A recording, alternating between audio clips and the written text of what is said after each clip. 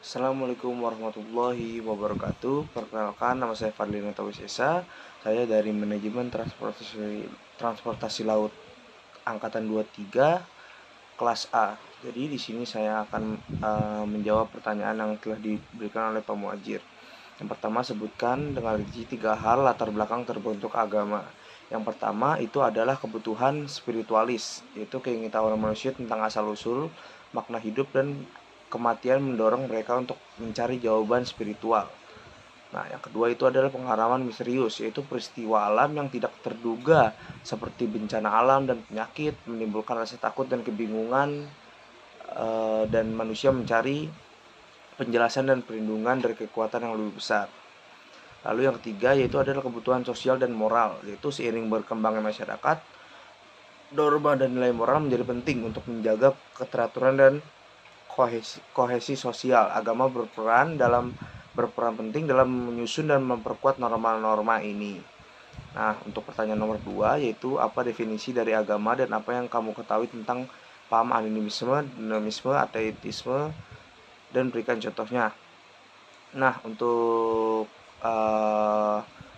definisi agama sendiri dari Kamus Besar Bahasa Indonesia itu agama diartikan sebagai sistem atau prinsip kepercayaan kepada Tuhan, atau juga disebut dengan nama dewa atau nama yang dipercaya lainnya. Itu dan untuk pengertian agama secara umum itu diartikan sebagai sistem pengatur kepercayaan serta peribadatan kepada Tuhan atau sejenisnya, serta tata kaidah yang berhubungan dengan adat istiadat dan pandangan dunia yang menghubungkan manusia dengan tatanan kehidupan. Nah, untuk paham animisme ini sendiri itu ialah kepercayaan bahwa semua benda baik yang hidup maupun mati memiliki roh atau jiwa. Nah, roh-roh ini diyakini memiliki kekuatan dan dapat mempengaruhi kehidupan manusia. Contohnya itu masyarakat suku Dani di Papua, yaitu menyembah roh leluhur dan roh alam. Lalu yang kedua ada dinamisme. Nah, untuk dinamisme ini sendiri yaitu ialah kepercayaan bahwa benda-benda tertentu memiliki kekuatan gaib yang dapat mempengaruhi kehidupan manusia.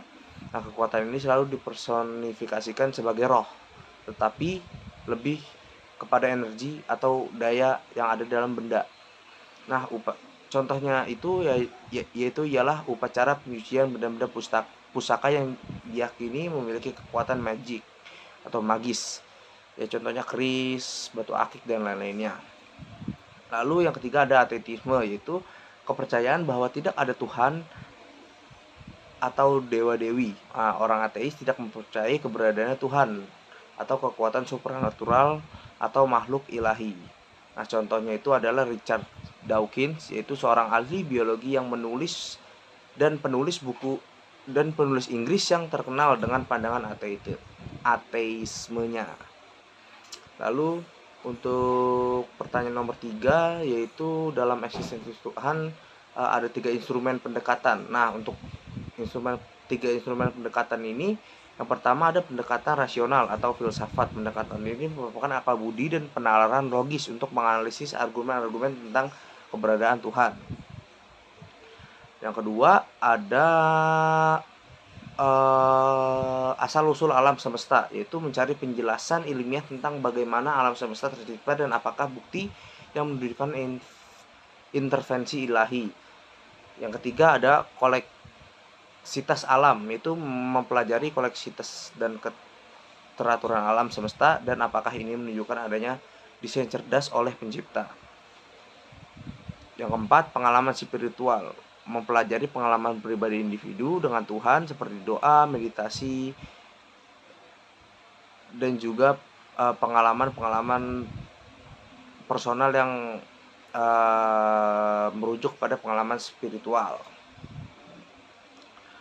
Lalu makna filosofis dari bayi yang baru lahir serta efek idealnya, yaitu untuk makna filosofis dalam Islam sendiri, kelahiran bayi yang baru lahir yaitu merupakan momen yang istimewa yang penuh dengan makna dan harapan. Nah, Islam juga mengajarkan bahwa orang tua memiliki peran penting dalam membimbing dan mendidik anak-anak mereka agar menjadi individu yang soleh dan bermanfaat bagi masyarakat. Dengan pendidikan dan pengasuhan yang tepat, anak-anak dapat mencapai potensi penuhnya dan berkontribusi positif untuk dunia. Lalu yang kelima yaitu pengertian surat Al-A'raf ayat 172 yang berbunyi, dan ingatlah ketika Tuhanmu mengeluarkan keturunan anak Adam dari sulbi mereka dan mengambil kesaksian terhadap roh mereka dengan berfirman, bukankah aku ini Tuhanmu? Mereka menjawab, benar, engkau Tuhan kami bersaksi. Nah, ayat ini menjelaskan bahwa Allah Subhanahu wa taala pada saat menciptakan manusia mengambil kesaksian dari roh manusia tentang ketuhanannya. Ini diibaratkan dengan dialog antara Allah dan roh manusia sebelum mereka ditiupkan ke dalam jasad. Lalu yang keenam itu arti dari kesolehan dan syarat kesolehan. Nah, untuk arti kesolehan ini sendiri berarti kebajikan yang meliputi aspek keagamaan, spiritualitas, atau gabungan keduanya. Individu yang soleh adalah mereka yang beriman dan menjalankan perintah agama dengan baik serta memiliki moral dan perilaku yang terpuji. Nah, syarat kesolehan ini sendiri yang pertama itu ilmu, yaitu memiliki ilmu tentang agama menjadi dasar untuk memahami dan menjalankan ajaran Islam dengan benar. Yang kedua itu ada iman, keimanan yang kuat kepada Allah Subhanahu wa taala menjadi motivasi untuk beribadah dan berbuat baik. Yang ketiga itu ada amal, melaksanakan ibadah dan perbuatan baik sesuai dengan ajaran-ajaran Islam. Dan yang keempat, yang terakhir itu ada ikhlas, melakukan segala sesuatu karena Allah tanpa mengharapkan imbalan duniawi. Dan untuk manfaatnya sendiri, seperti yang kita tahu, untuk kesolehan ini kita jadi lebih dekat kepada Allah Subhanahu wa taala, kita dilancarkan segala urusan kita, dilancarkan rezeki kita, diberikan kesehatan, kita diberikan bahagia, kita diberikan kesedihan, karena semua kehidupan ini harus balance. Jadi ketika kita mencapai yang namanya kesolehan, kita akan mendapatkan itu semua. Sekian jawaban yang bisa saya utarakan. Mohon maaf bila ada salah kata ataupun salah penjelasan, karena saya di sini masih dalam proses belajar. Terima kasih. Wassalamualaikum warahmatullahi wabarakatuh.